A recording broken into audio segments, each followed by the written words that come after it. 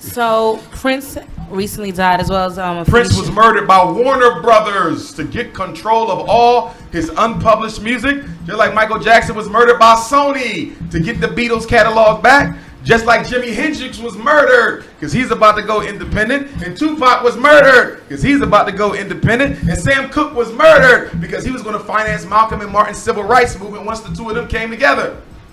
Trying to cut the white man out of your pocket in the music industry is a recipe for early death.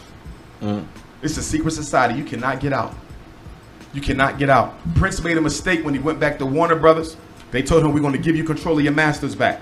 But in exchange for that, they wanted to remaster the Purple Rain album for his 30th year anniversary.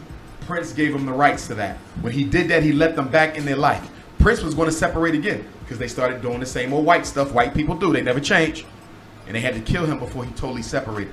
Now they still got some of that music back. And I bet you his family sells them all that unreleased material. Just like Michael Jackson's family a couple months ago, I don't know if you saw it in the news, they sold Sony Records back the Beatles catalog. They got it back. The reason Michael was killed, his family gave it back to Sony. They sold it to him. And I bet you Prince family do the same thing because they don't know what to do with it. They're not going to go to no black people in the music business and find out what they can do. They scared as hell. They're going to sell Warner Brothers back all of Prince's unreleased movie music, which is estimated. It's estimated that Prince has enough unpublished music to release an album every year for the next 100 years. They didn't kill him for the old stuff. They killed him for the new stuff. How you feel about that? White man don't change.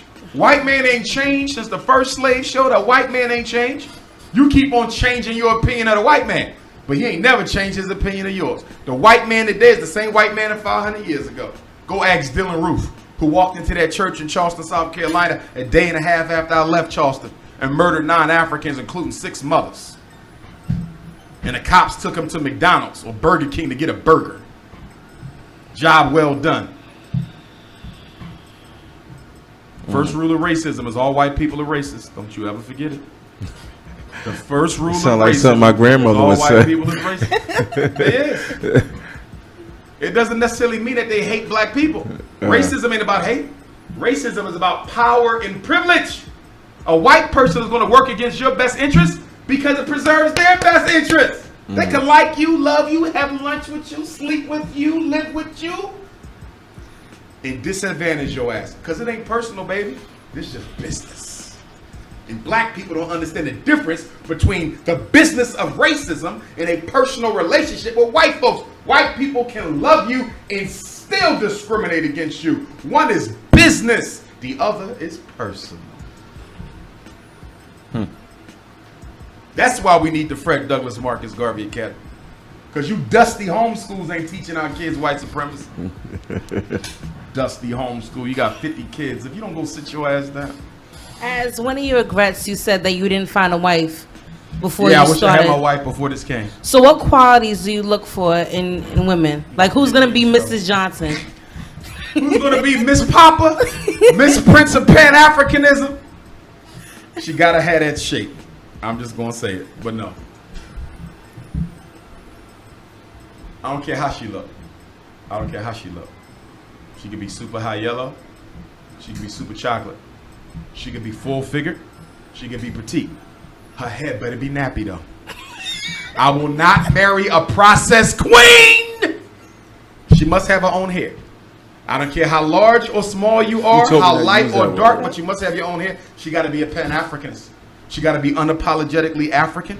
She got to be able to think for herself. I got to know that, God forbid, if somebody takes my life, she can still raise my children the right way and not bring the wrong male influence around my babies, which means she got to be in the struggle not for me but for the people. It got to go on long after I die. Do you understand? Because it's easy for a woman to get in it for you, and then when you gone, they back doing what they was doing. No, I need her to keep on living that out. She got to be Pan-African. But I needed to have her own life to her own career goal because I'm busy. I'm going to be going from home a lot. She got to share me with the struggle. She ain't got to share me with another woman, but she got to share me with the struggle.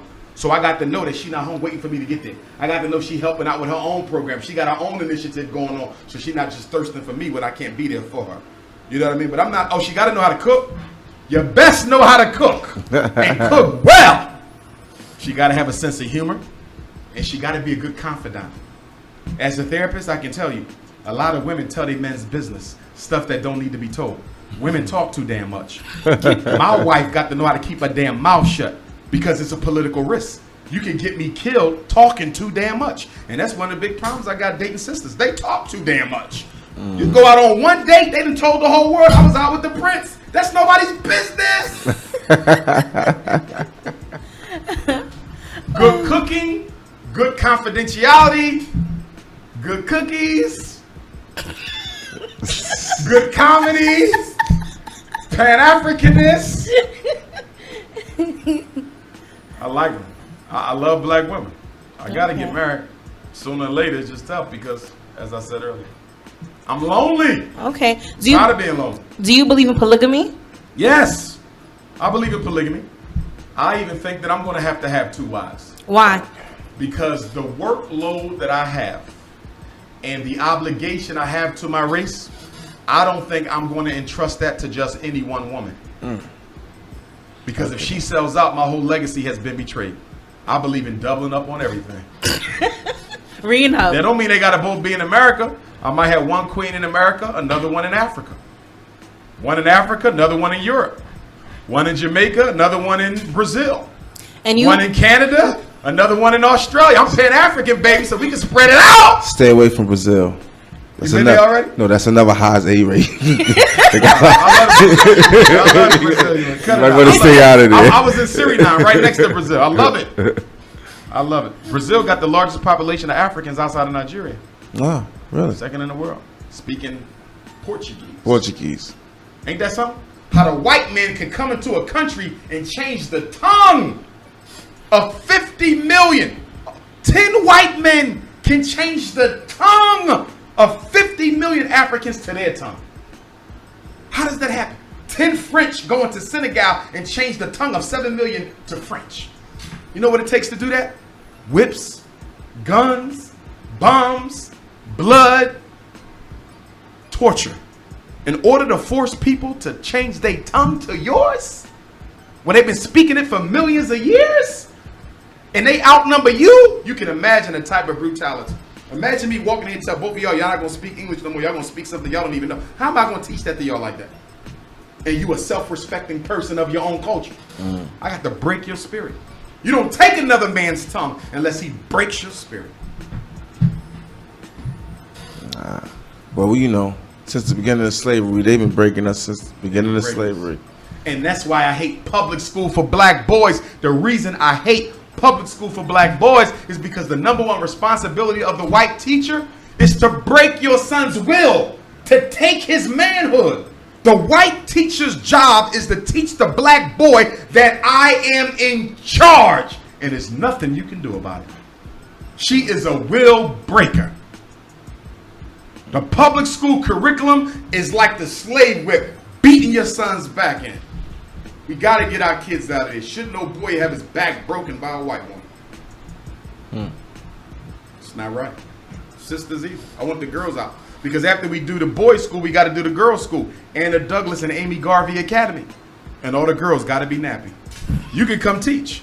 And you got to be nappy too. That's right. Nice little baby fro.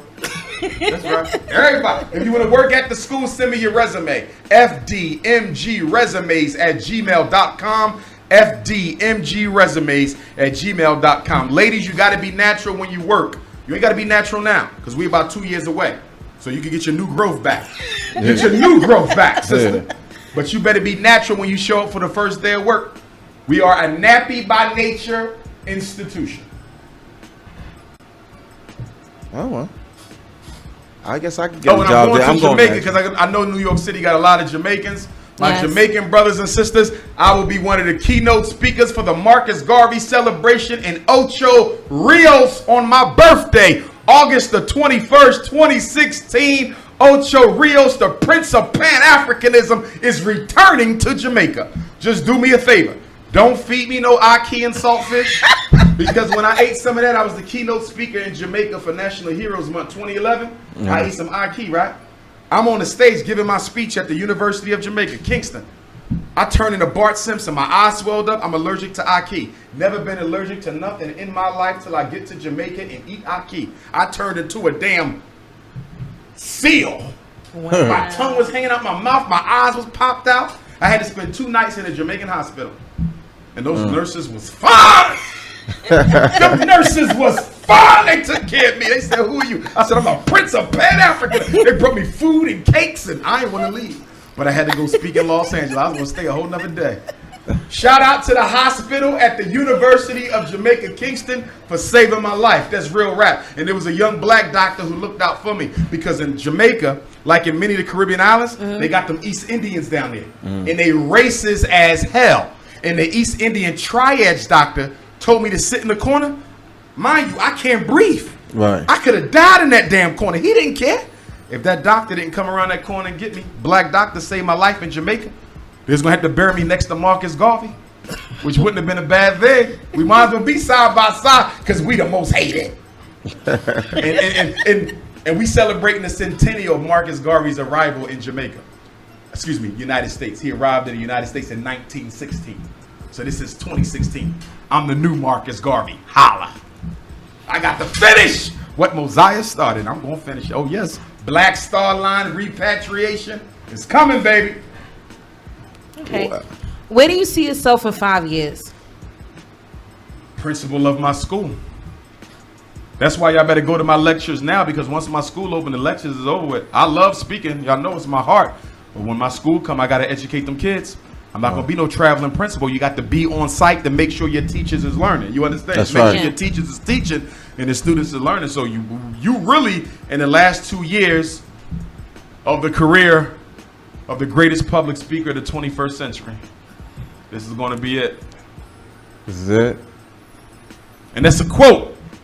Shout out to Dr. Walter Williams out of Chicago. He told me that. He said, you're the greatest black speaker of the 21st century. He told me that. The brother who wrote the book. What was the name of the book? Jesus didn't exist. Muhammad didn't exist. One of them, he wrote both of them. Dr. Walter, heavy elder, strong, good brother. He said, he whispered in my ear. He said, you're the greatest speaker of the 21st century. I said, you shouldn't have told me that. I'm going to quote y'all. But, yeah, once the school come, the speaking got to stop. Because then I got to get my Booker T. Washington on. And we going to be bad. Them boys going to be bad. Before school start, they going to come to school a month early. No learning, condition. Push-ups, sit-ups, wake up, track, eat. What's the principles of Pan-Africanism? Number 1, we identify as African people first. Number 2, we proud of our African history. Number 3, Africa for the Africans. Number 4, I will die for the black woman. Them boys gonna be bad. You gonna see them like my son going there. I'm gonna tell all the black women in the world, when it's time for your daughter to get married, bring her to FDMG. If she ain't got an FDMG man, she ain't got a man. We making men up in there. You homeschool haters, we making men up in there. Well, doctor, we definitely appreciate you coming I enjoyed out. y'all. I enjoyed y'all, and I love the pizza down the street. Lord have mercy, $1 slice. I might have had 20 of them tonight. Yeah. Don't forget, tomorrow, Dr. Umar Johnson is in New York City. Bring the whole family.